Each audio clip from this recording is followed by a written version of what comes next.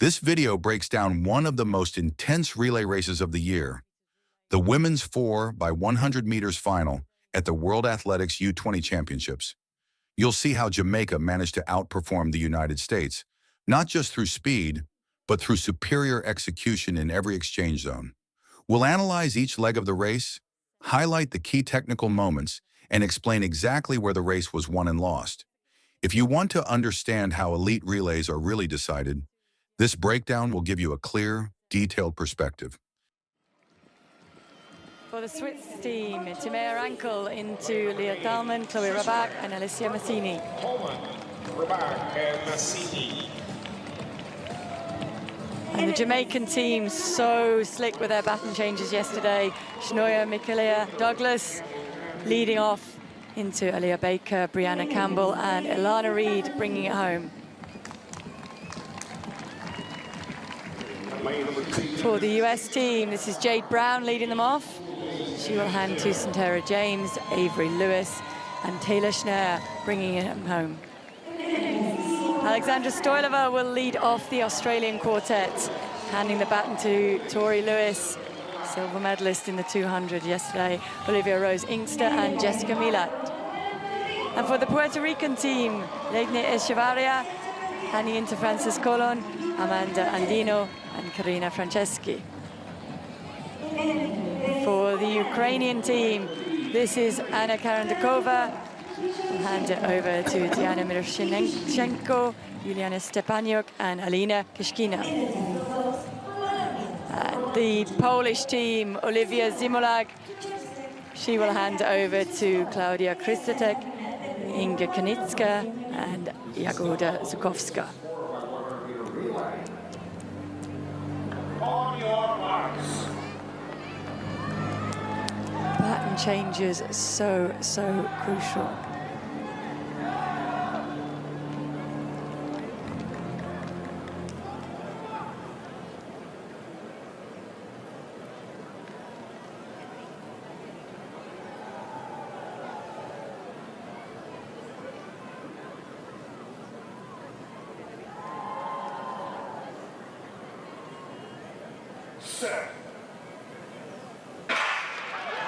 It was a good start for the US team.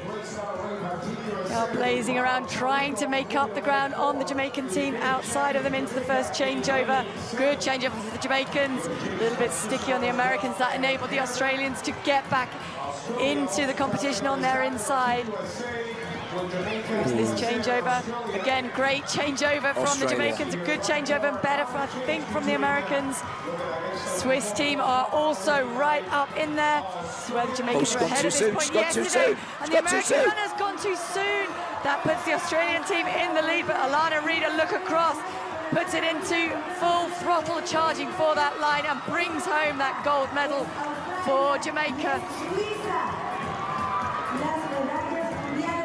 It is the Swiss team celebrating a bronze medal performance courtesy of the baton exchange on that final exchange for the American team. We get another look at that. That is Avery Lewis coming in to hand the baton to Taylor Schneer. I think it might have been that Taylor Schneer went a little bit too soon.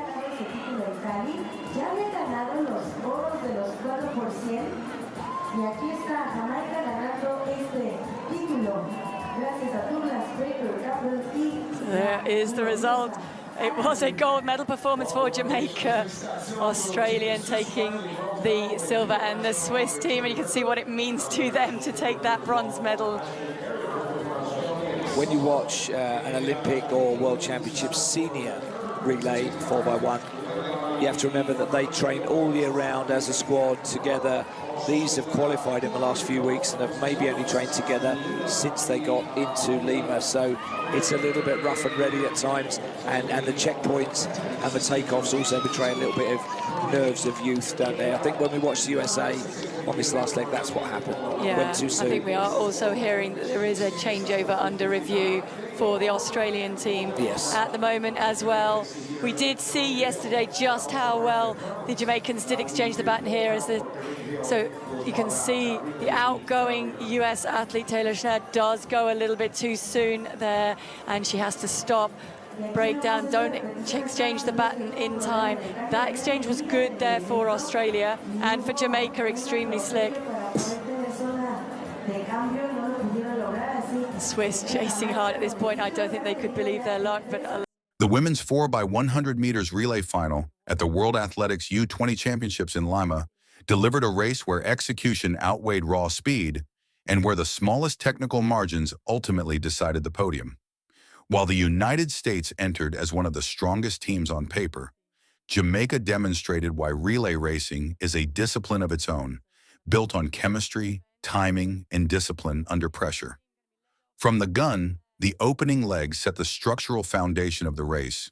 Jamaica's starter executed a clean drive phase, staying low through the first 30 meters and transitioning smoothly into maximum velocity. Crucially, she maintained relaxation in the upper body, allowing efficient stride frequency without overstriding. The United States, by contrast, produced a slightly more aggressive opening, gaining marginal ground early, but with visible tension in the shoulders, an early indicator that their race would rely heavily on later phases. The first exchange zone immediately highlighted the difference between the two teams. Jamaica's baton pass was precise and well-timed, with the outgoing runner initiating acceleration at the optimal moment. The baton was delivered high and clean into the hand without any visible adjustment, preserving momentum. The United States completed their exchange safely, but the outgoing runner appeared to check slightly before full acceleration, costing valuable hundredths of a second. At this level, even a 0.02 to 0.05 second inefficiency can shift race dynamics. On the backstretch, Jamaica began to assert control. Their second leg runner displayed excellent stride mechanics, upright posture, efficient knee lift, and consistent ground contact timing. This leg is often about maintaining velocity rather than creating separation, and Jamaica executed it perfectly. The United States remained competitive, but did not gain ground, indicating that their transition phase had already limited their ability to capitalize on raw speed. The second exchange further widened the gap in execution quality. Jamaica's pass was nearly seamless, with the outgoing athlete already at near maximal velocity when receiving the baton. There was no visible deceleration or hesitation. In contrast, the United States again showed a minor disruption, this time a slightly delayed hand placement, forcing the incoming runner to adjust the baton angle. While subtle, this moment broke rhythm and reduced transfer efficiency. The curve, handled by the third leg, became decisive. Jamaica's runner attacked the bend with controlled aggression, leaning efficiently and maintaining lane discipline without drifting. Her ability to sustain speed through the curve allowed Jamaica to extend their lead.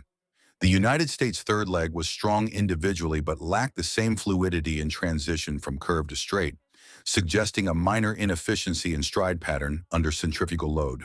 The final exchange was the critical breaking point. Jamaica executed a near-perfect pass under pressure, with the outgoing anchor accelerating decisively and receiving the baton at full speed. This allowed an uninterrupted transition into the final sprint. The United States, however, encountered their most costly moment here. The baton exchange lacked synchronization. There was a visible stutter in the outgoing runner's acceleration, followed by a slightly low hand position during the pass. This not only reduced speed, but disrupted the anchor's rhythm entering the most important phase of the race. On the anchor leg, Jamaica demonstrated composure and technical superiority. Their final runner maintained form under pressure, relaxed shoulders, high cadence, and efficient arm drive. Importantly, she showed no signs of tightening in the final 30 meters, indicating strong neuromuscular control. The United States anchor attempted to close the gap and displayed impressive top-end speed, but the deficit created in the exchange zones proved too large to overcome. What defined this race was not the difference in individual sprinting ability, but the cumulative effect of execution. Jamaica's exchanges were consistently clean, aggressive, and well-timed, allowing them to preserve velocity across all four transitions. The United States, while still highly competitive, lost fractions of a second in each exchange, losses that compounded over the course of the race. This final serves as a textbook example of relay dynamics at the elite junior level. It reinforces that the 4x100 meters is not simply a collection of the fastest athletes, but a coordinated system where synchronization, trust, and repetition are critical. Jamaica's victory was built on technical discipline and collective cohesion, while the United States' performance highlighted how even minor inefficiencies can determine the outcome at the highest level of competition. In the end, Jamaica didn't just run faster, they executed better. And in relay racing, that distinction is everything.